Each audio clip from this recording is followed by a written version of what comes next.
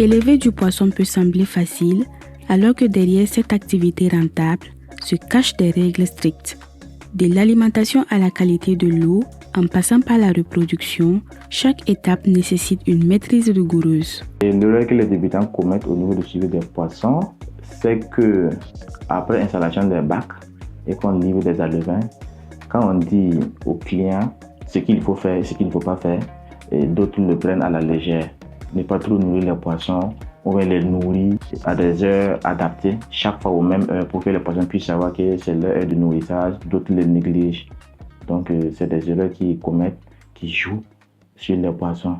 Les alevins doivent être nourris 3 à 4 fois par jour à des heures fixes, avec des granulés adaptés à leur taille.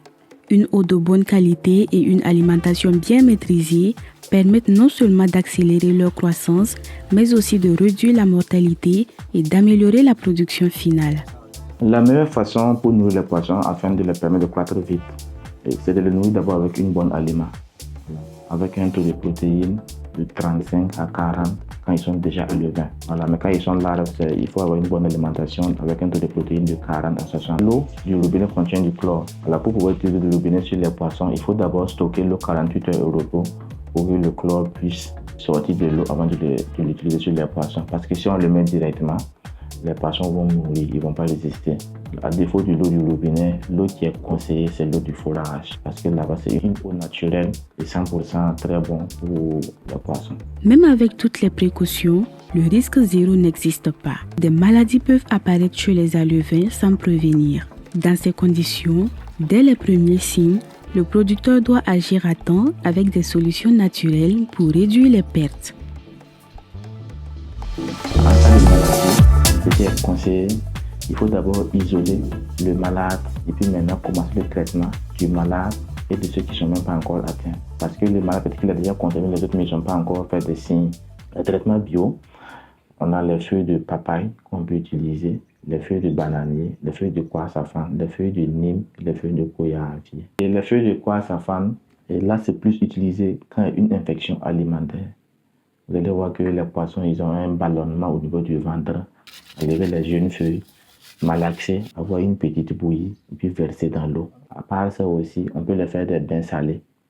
Voilà. 10 à 15 minutes de bain salé chaque jour pendant 3 jours pour que le sel tue les parasites ou les microbes qui sont sur leur peau afin de guérir la maladie.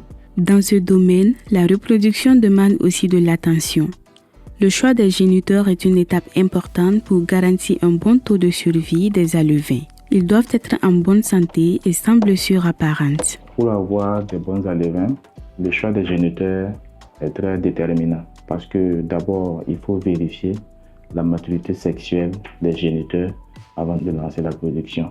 Chez la femelle, il faut bien vérifier si les ovocytes sont bien mûrs, c'est-à-dire les ovaires bien développés, des œufs homogènes, des diamètres assez suffisants pour donner des bons alevins. Après cela, il faut aussi éviter la consanguinité, éviter de croiser frères et sœurs de la même ligne.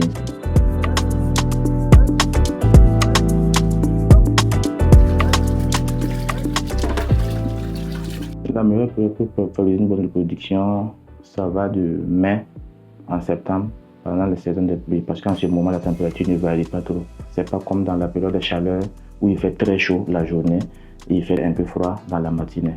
Au Burkina Faso, où la demande est forte, maîtriser ces bonnes pratiques peut être un véritable atout pour les producteurs. En alimentant correctement les poissons, en réagissant rapidement face aux maladies et en choisissant les bonnes périodes de production, les pisciculteurs peuvent optimiser leur production et garantir des poissons de qualité.